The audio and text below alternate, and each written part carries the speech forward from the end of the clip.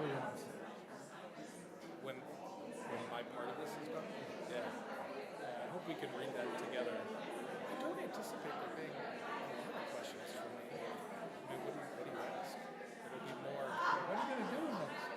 I'm gonna answer a lot of these questions up front, I think.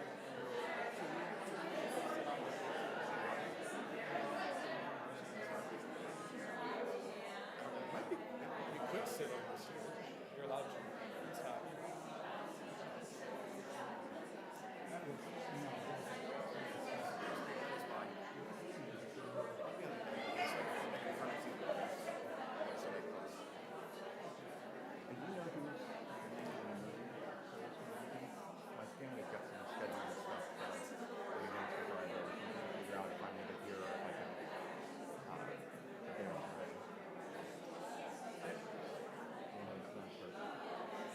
No, but there were 4 or 5. Okay, I'll check this out. Sessions. I was one of those that I thought. We'll see. Morning. Hi, Ann. How are you?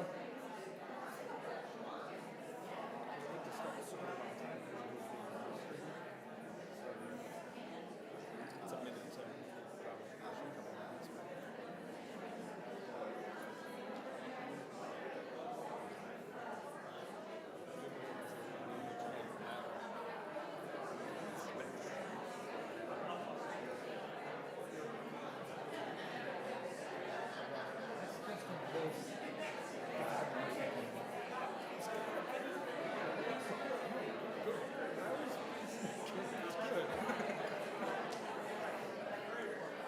Wouldn't that be something all of a sudden just some foot? Something to do. Morning. Sorry.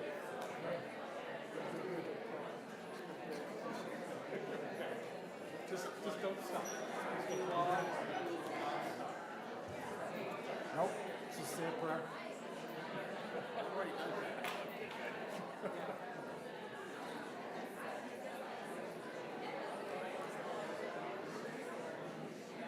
Can we invite people to move into the middle so folks can come in later? May I do that? Sure. Friends, as we almost begin, will those of you who are sitting on the ends, will you move in so folks who are coming in late don't have to climb over you? Unless you want them to climb over you.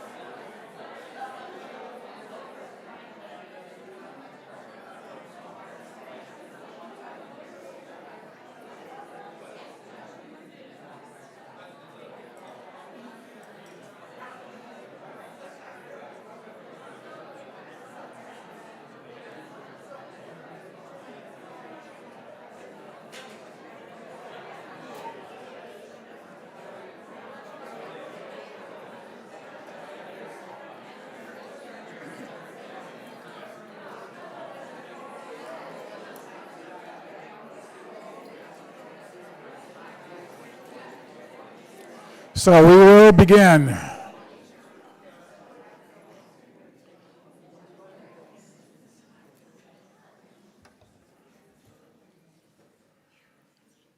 Well, good morning and welcome, and thank you for taking time out of your day to come to this kind of special meeting that we're going to have. We will go until, the regular forum time, and then we'll dismiss. I want to start with a prayer. I've got a couple of short readings. This first reading is from the letter of Paul to the Colossians. And Paul writes, "We have not ceased praying for you and asking that you may be filled with the knowledge of God's will, in all spiritual wisdom and understanding, so that you may lead lives worthy of God, fully pleasing to God, as you bear fruit in every good work and as you grow in the knowledge of God.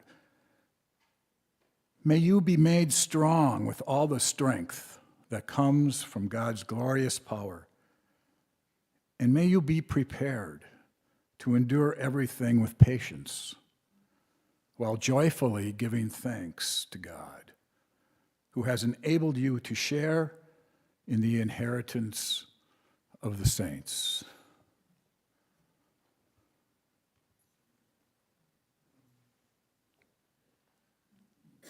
This is a reading from Henry Nouwen, who was a Dutch priest and author.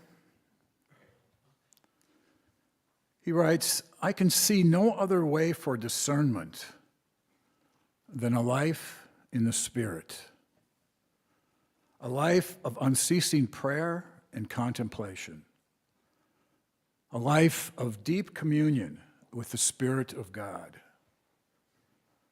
Such a life will slowly develop in an inner sensitivity, enabling us to distinguish between the law of the flesh, the ego, and the law of the Spirit, the soul. We certainly will make constant errors and seldom have the purity of heart required to make the right decisions all the time.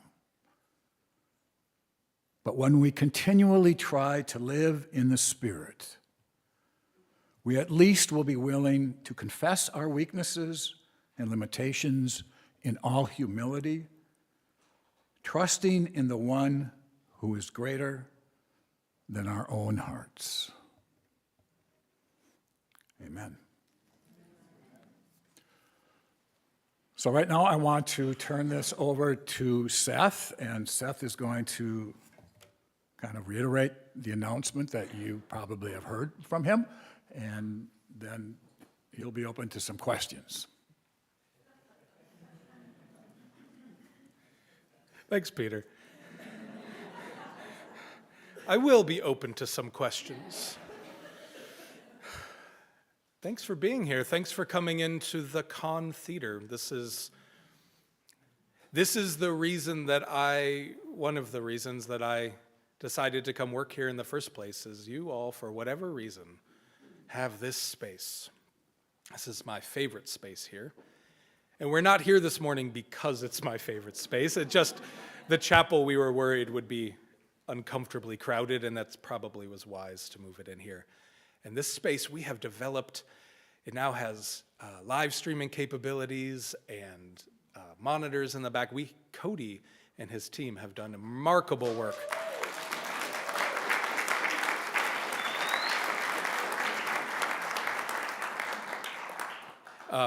Felix is up here right now running the show. Thank you, Felix. And and you're looking at the set of Gilbert and Sullivan's next show. Come support them. This is a big part of how we tell stories at the corner of Nicollet and Franklin, and it is part of the revenue of this church. It is a significant revenue. So please come support them so they keep coming back. I don't have anything prepared, so I'm going to forget things, which is why questions will be helpful. As many of you, although I believe it didn't go out to everybody, unfortunately, many of you received an email the week before last from me announcing that I will be departing my role here at the end of this calendar year. And this, while maybe surprising or startling or unexpected to you, has been known to me and to my colleagues and the deacons for quite a while.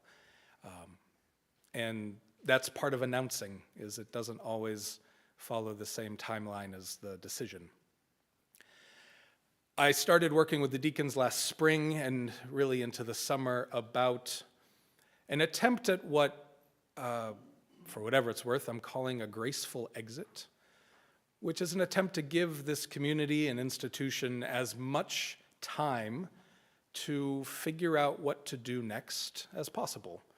That it's not abrupt, that it's not, I'm leaving in a week or 2 weeks or a month, but rather that there is a gift to you in this and to the deacons for all the gifts that you have given me.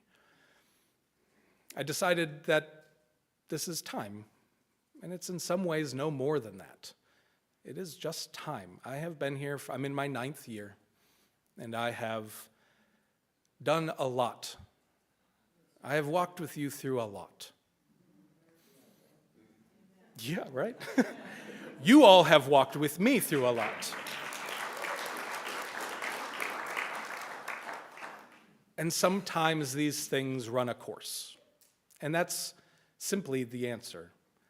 There are many personal and professional reasons why I have made this decision, and none of them are rooted in anger. None of them. I am doing this in gratitude, and in my time here, I have seen mostly poor exits due to circumstances, due to timing, due to reasons that are explainable. But most of them have been poor, and I was hoping that we could work together and have a good one, that we could do something together. So here are the details, I suppose.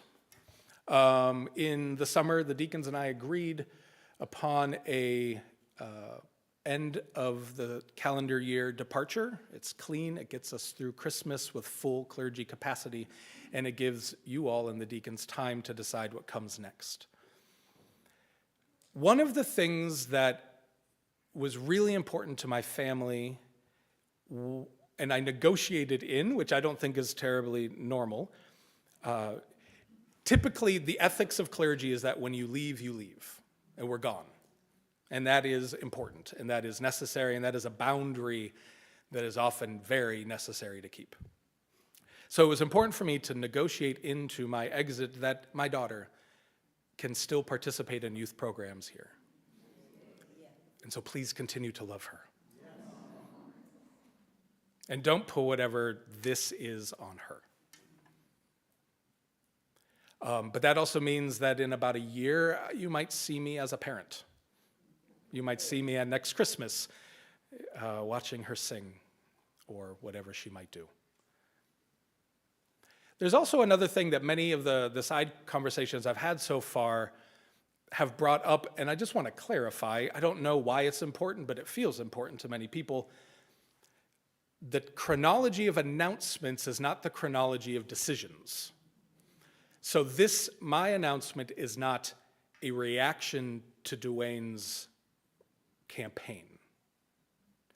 This was decided before, but in an effort to not have two things land really at the same time, there was some need to separate in the order that they were in. So I hope you can appreciate that and know that maybe that wasn't ideal, but it was nothing more than how things worked out.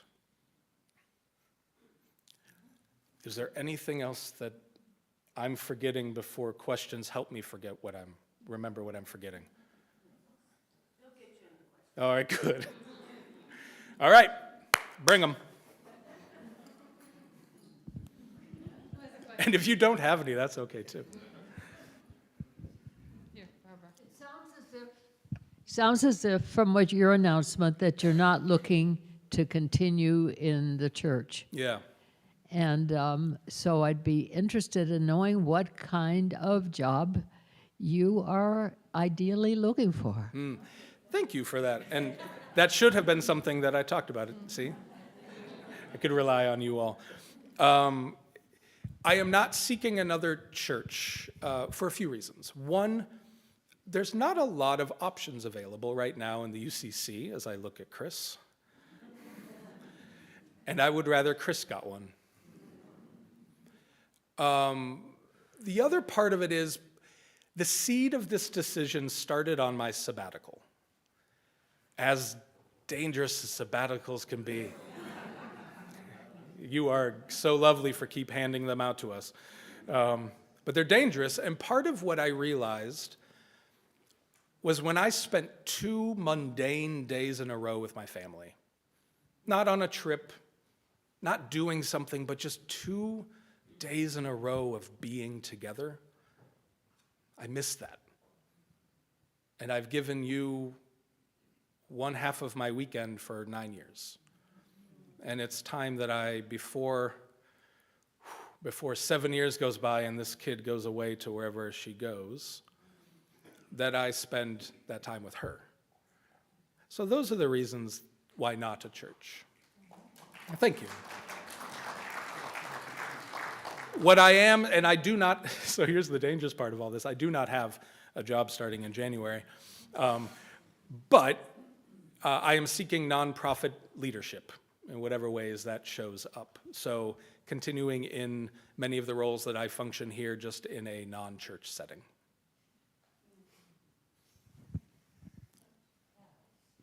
Such as whatever jobs arrive in the world. There are not a lot right now for general leadership. You need to be many of them are asking for subject matter experts, and that's not what I can bring. I can bring general leadership. You all can now help me with this. Now, I'm told that we are in a period of great leadership transition in the Twin Cities, and a lot of that will show up starting in January, and I am hopeful about that. Hi. Hi, Leah. So the people don't tend to leave, and I guess I'm making an assumption. Oh, is it not on? It's on, but It's on, but use I your need big to voice. speak up. I feel like I'm probably making an assumption here, so I could very well be wrong. People don't tend to leave a job without something lined up unless there is some fair amount of, burnout, dissatisfaction at some level. And that's fine. We've all seen that and been through that. I guess what that leads, A, correct me if that's wrong. B, what does that mean for how you think the role of the pastor at this church should change as we look for somebody new? That's a really great question. I am not burnt out, but that horizon is not far. I am not, and maybe that's one of the many professional and personal reasons why I've made this decision now, is so that I don't get there. The second part of your question is a really big one and a hard one and simple. The simple thing is, know that this is a hard job. And know that you can be a hard community, not because of you now, but because of some cultural elements that linger. That's my opinion. That this church is still in some ways run by a culture that precedes our moment, and while it's important to recognize and hold that, sometimes we can drown in it. And we need to not. And part of that is what expectations are on clergy. Clarity in role, clarity in system and structure, and a designation I'm going to make. This church is two things at the same time. We are an institution and we're a community. Both are true, and both, the crossover of that Venn diagram is huge, but they are distinct. We are a business and a nonprofit, and we have paid employees, and we do institutional things, and we're a community. The institutional part needs some help, needs some love, and you need to know that they're different. Each of you are wonderful, and you collectively are wonderful. The institution, I just think due to ebbs and flows and changes, it needs some attention, and so that's what the deacons will talk about shortly, is what that next step is and what comes next. And it's not broken and it's not bad. The community is quite healthy. Use that health to influence the institution. When I started here 9 years ago, I'm not sure that either the institution or the community was terribly healthy. And the community has become very healthy. Let that influence go back.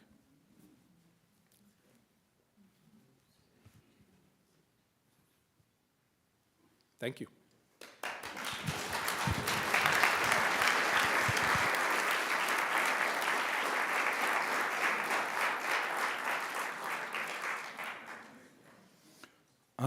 Thank you, Seth, and thank you for the questions and your attention to Seth. I'm going to spend a few minutes talking about what the deacons have been doing over the past few months, and then that'll be open to questions and comments also. And so we've been working on what we want to say at these meetings. So and that's been a collaborative effort among the deacons. So it's not just me writing it or saying it. So I'm gonna read most of this, just so that I get it done right.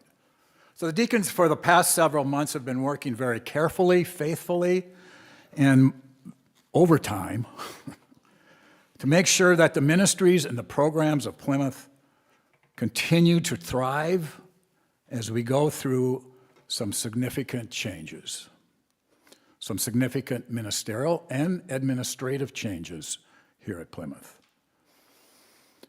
We've done much of the work over the past few months in confidence, protecting both the right of Dwayne and Seth to make decisions about their individual futures and giving them the time and the space that they need to discern their right paths. We also do this work in confidence in the strong Plymouth community that Seth just talked about, and the strong lay leadership, and a congregation full of good-willed and loving people. People that love our church, who respect and care for one another, and who can grow in our capacity to work together even when we don't always agree. And we do this work with faith, trusting in God's Spirit, trusting that God's Spirit is with us, with all of us, individually and collectively, during this time of transition. So now that Dwayne has informed us of his intentions, and Seth has announced that his departure is coming in a couple of months, we offer a plan on how to deal with all of this. And, you know, we're fallible.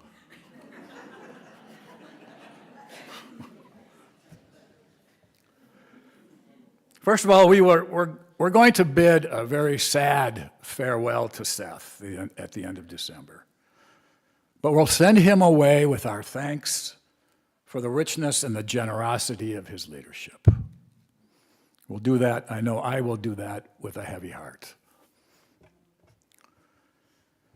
The deacons, as authorized by our church bylaws, are naming Beth as an executive minister and the minister of congregational life as of January 1st. As an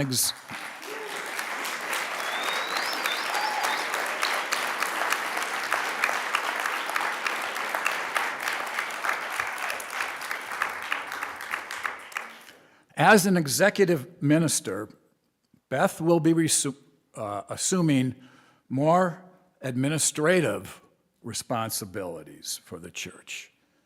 She and Dwayne and the deacons are sorting out precisely what that's going to look like. We've been working on that already, and we'll continue to work on that. The deacons, with Dwayne and Beth, are planning how Seth's responsibilities will be redistributed, at least in the short term. And we're going to be able, before too long, to share with you, and if you're interested, You may not be. An organizational chart that will delineate those responsibilities and those shifts. We have sought counsel from the Minnesota Conference of the United Church of Christ about administrative hiring. We have broad agreement that we need to hire an intentional interim minister. And an intentional interim minister is different than the types of interims that we've had recently here at Plymouth. And the difference is that the interims that we have had in the past have come in and basically took over the job descriptions of the person that was leaving. An intentional interim doesn't do that totally. Takes over some of that. But their main job is to help Plymouth in this time of transition, to help Plymouth understand who we are, where do we want to go, to create a mirror for us to look at ourselves and to see where we want to go.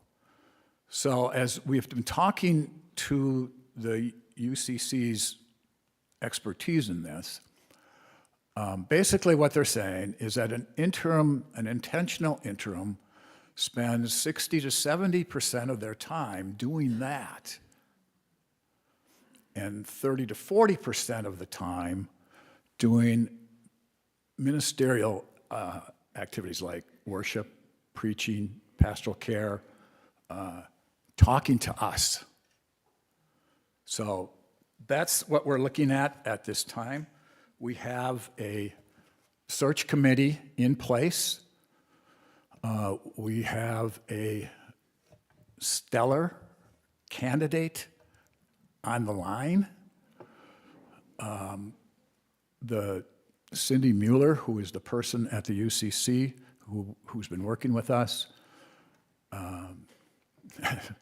said this person is the most sought after intentional interim in the country. And he just happens to be between gigs right now. You know, the Spirit does work. So we're going to be looking at candidates, and we're hopeful that we could get someone, if not this person, someone, sometime in January. So fairly quickly. And Beth has agreed. She doesn't have enough to do. And she has agreed to co-lead that search committee. And I think that's really, really helpful that she's willing to do that. So thank you, Beth.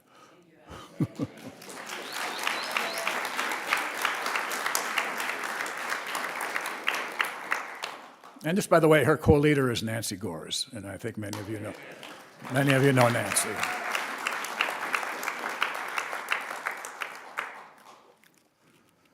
So Dwayne's decision about his immediate future will result in changes in his contract with Plymouth. We plan at this time that he will remain in his full-time ministerial position into 2025. Dwayne and the deacons will continue to be in conversation and discernment about his contract and about his responsibilities here at Plymouth. But be assured, too, that the deacons are in contact, so that we're going to be working very closely with Dwayne and Beth as they move forward with Seth gone, and hopefully we'll get an interim also at some point in there. But we're going to be working very, very closely to making sure that things are covered, that things are going smoothly as possible. So we'll be spending a lot of time with them, Poor Beth and Dwayne. But I think it'll be good. And be assured, too, that the deacons are in contact with our attorneys about the precise IRS requirements for our 501c3 tax exemption. So something that's important for us to know, we just cannot do anything that shows that we support Dwayne as a candidate. We cannot do anything here at Plymouth. You can do whatever you want when you're outside of Plymouth and operate outside of Plymouth boundaries. That's different. Once you're a citizen of Minneapolis or a citizen of Minnesota, you can do whatever you want politically. But, the one thing I just want to point out, and this is my personal thing, this isn't on the script.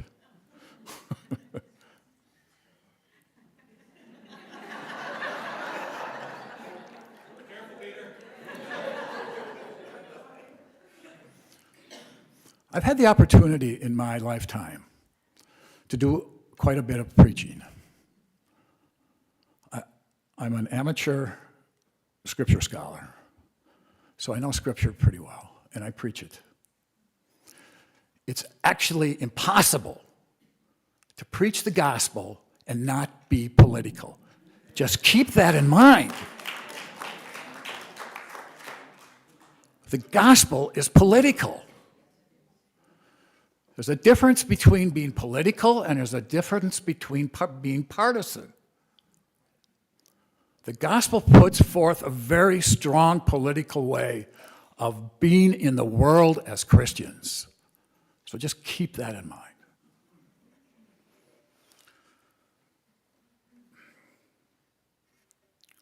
So this is a report that what we're doing right now, we're continuing to work and expanding the circles of discernment. The deacons have a meeting scheduled, for example, with the Leadership Council and with the HR Committee on November 12th, where we will continue to discuss how we move forward. So we're inviting as many folks as possible we want to hear from you. We want it to be constructive, and we want it to be full of compassion, love, and the ability for us to disagree. It's okay to disagree, but we need to continue to do that with dignity and with love. And we're very cognizant of the fact that plans work until they don't.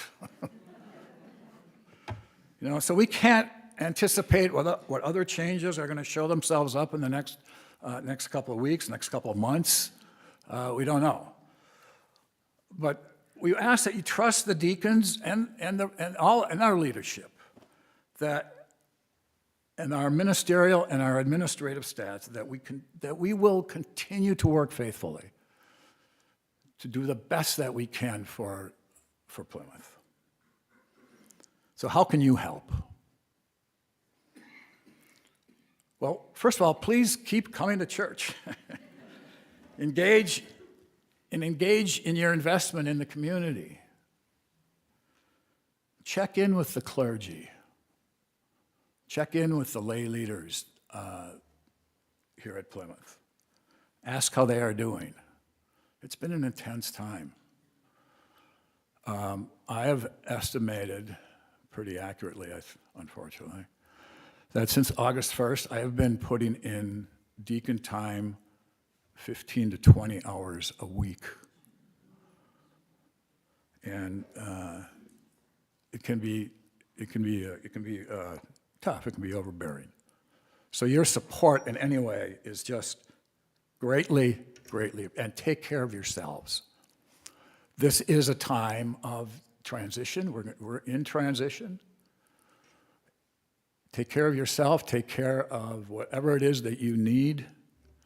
Make sure you're doing that. So,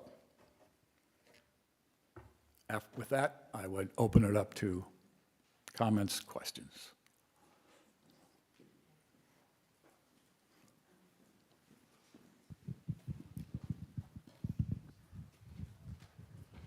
I'm going to ask all the deacons to stand up.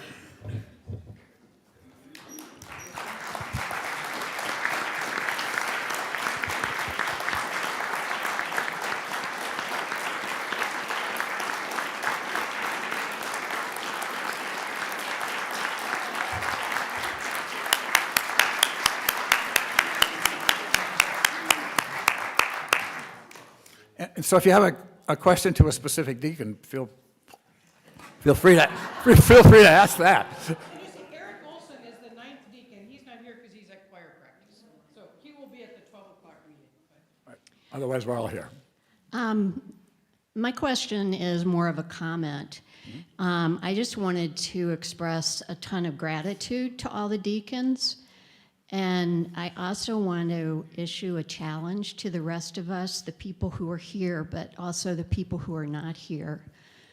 What I've noticed in my time at Plymouth, which is since the early 1980s, is that we do not tend to trust and support our lay leadership as much as we can. And I think we're really a bunch of know-it-alls.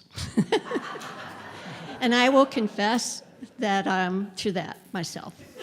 And it's really not the time for that. It certainly is the time for constructive comments. We all have expertise, but we also elected our lay leaders and our deacons. And so with gratitude and compassion and love, I think, and I urge all of us, and looking in the mirror, to support them and trust them. And so that's my comment.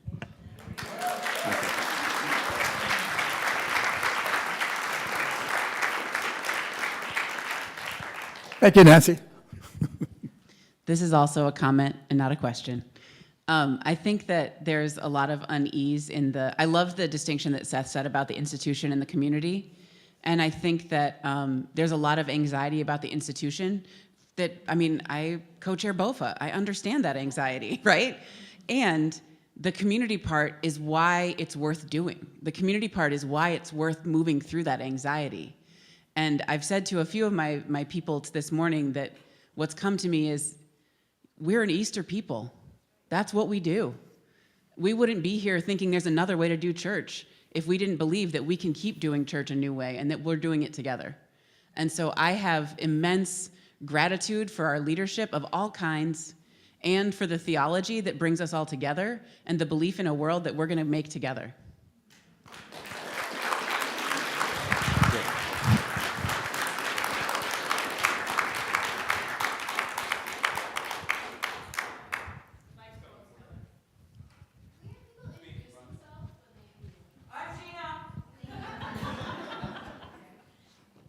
I have a little less uplifting question, unfortunately.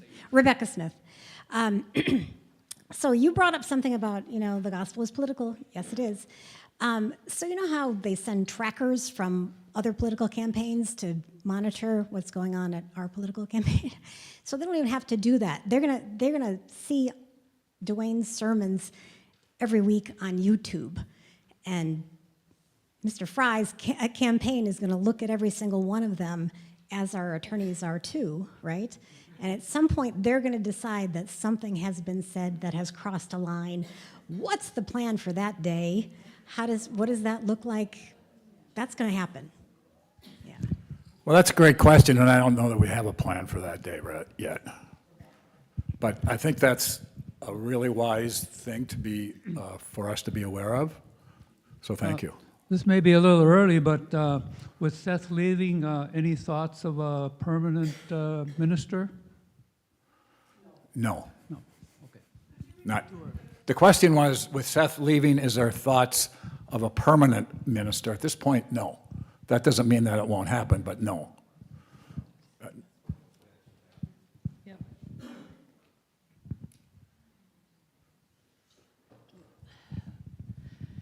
I just want to make sure Jan, tell us your name. Jan Rabbers. I just want to make sure that we don't fail Beth.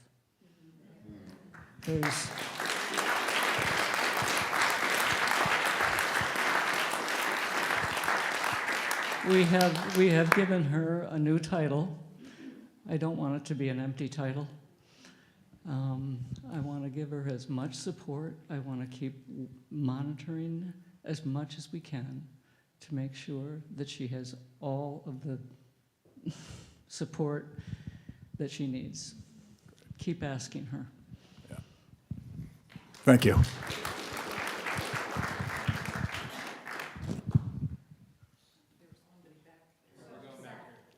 Okay.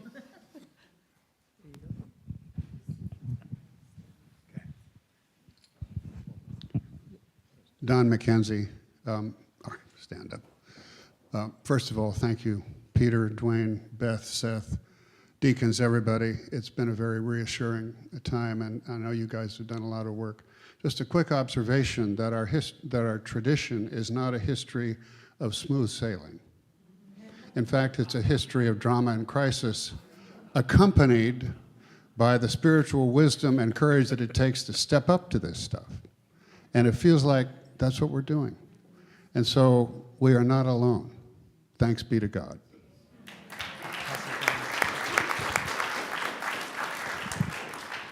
I say something about letting them? Sure. Just as we're moving that microphone around, Nancy, thank you for that show of support. I want to make clear that support, in my mind, in our mind, does not mean agreement. It doesn't mean don't ask questions. It doesn't mean feeling strongly a position different from what we're doing.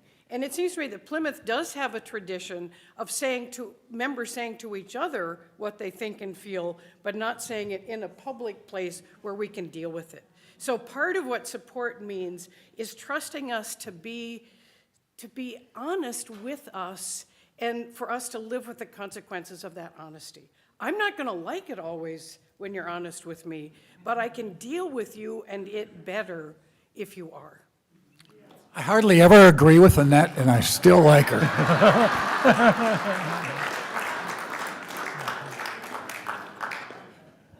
Except I do agree with what she just said. Bob Graham's. Just a question, maybe more dense than most people. Is it clear that Dwayne will be leaving the ministry at Plymouth? That is, he's leaving to run as a candidate for mayor now. That might implode, whatever. Right. But is the decision clear to the deacons that one way or the other, he'll be leaving the ministry at Plymouth to pursue political interests? That's a great question, Bob. Thank you. And the answer is we don't know. We're leaning to the fact that yes, that at some point, Dwayne's going to need to leave. Exactly when that is, we're not exactly sure. And that's why we want to monitor and be with Dwayne and Beth as they work together to keep moving us forward to figure out how that is going and whether, the deacons have the power to ask Dwayne to leave at any time, and to do that, to actually have him leave, we could have him go on a leave of absence. That's also a possibility, and that's something that's in our bylaws, and so a leave of absence is possible. A permanent leave is also possible. And at this point, because we're unclear, and we want more clarity. So that's where we are. If I want to make one comment about Dwayne's decision to run for mayor. So as moderator, I meet with Dwayne almost every week, and I have for the last year and a half. He told me a long time ago that people were asking him to run for mayor, and he kept saying no. And he kept saying no. So this is not what, this isn't part of Dwayne's plan. I think, and Dwayne would maybe have to explain this more, but his involvement in the city, he's been involved in the city since he's been here in Minneapolis, even before he came to Plymouth. And the question, will you run for mayor, finally, I think, got to the point, I know in like April, he said, no, it's 80% no. And I'm going, oh, well, okay. There's still that 20% there, right? And then all of a sudden it was, and then fairly quickly, it became a yes. And so I just want to say that that's, at least from my perspective, and being with him as he's gone through this, it's not been a planned thing for him. It's been much more spontaneous. And as he said, when he made the, when he told us that he was doing this, he has spent hours in discernment and prayer and conversation. So just wanted to make that clear. So I'm Elizabeth Jared Andrew, and I just want to lift up the beautiful listening that I see the deacons doing as a model for the rest of us. You're listening to one another, you're listening to us as a congregation. I mean, the discussions that you've led have just been really deepening and I think have helped form the quality of community that we now are experiencing here. But I also hear you really attending to the Spirit's movement in your circle, in the life of the congregation, in the lives of the clergy, and asking what's coming alive here, and how can we continue to surrender to that movement, to that new life. So I'm incredibly grateful for that leadership. It's really beautiful and really rare, and I would invite us as a congregation to participate in that same kind of listening. Thank you, Elizabeth.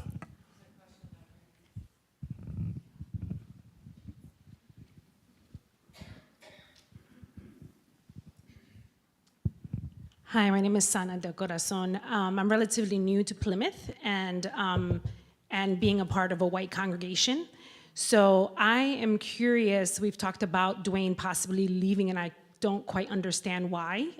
Black and Puerto Rican churches have their pastors run for office all the time and they stay on. So I'm not sure why we're even contemplating that. I don't know if Dwayne wants to leave, so I don't, but I'm just, that doesn't sit right with me, so I'm just trying to understand that. Well, that's a really good question. And I think it's because for us, I mean, Dwayne's been very clear too that at some point the campaign's going to take over his life. And even if it's not his time, it'll be his mental wherefore. So that's part of it.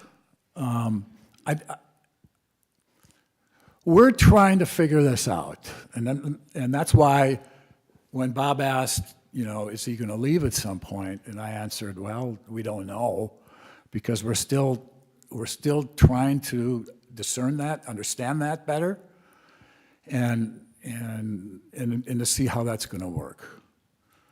But it does seem to us that at some point he may have to leave for a while, or we don't know.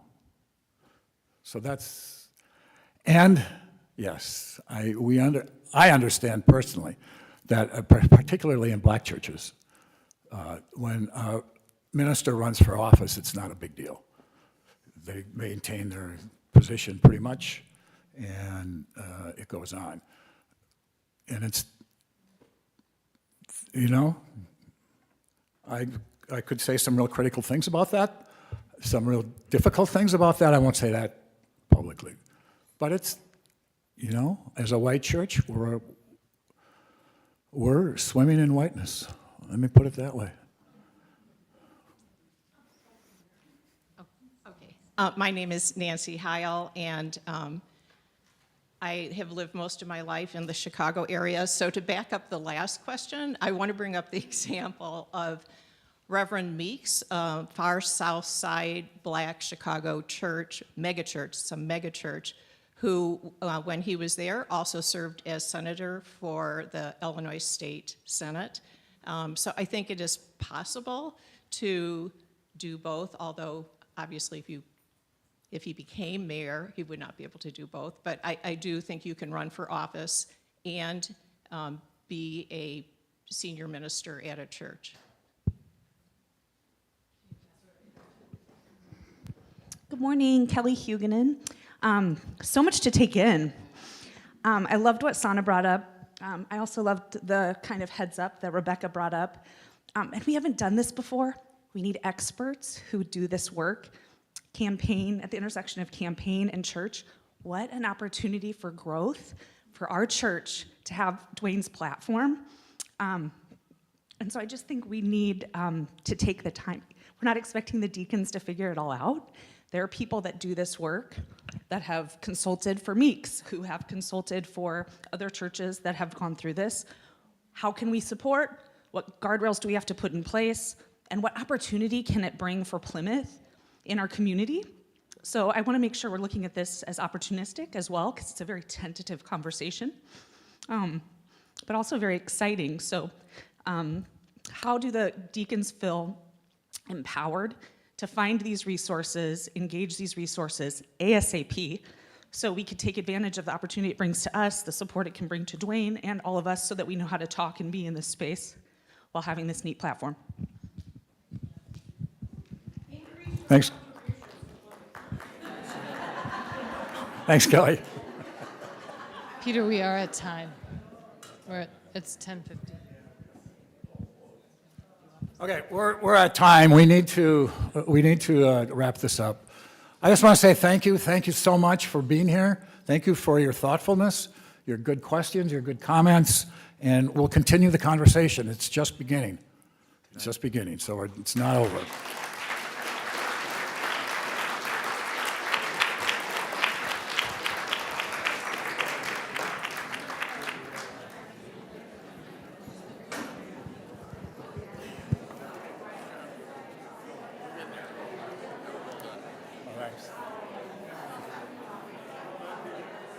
Thanks.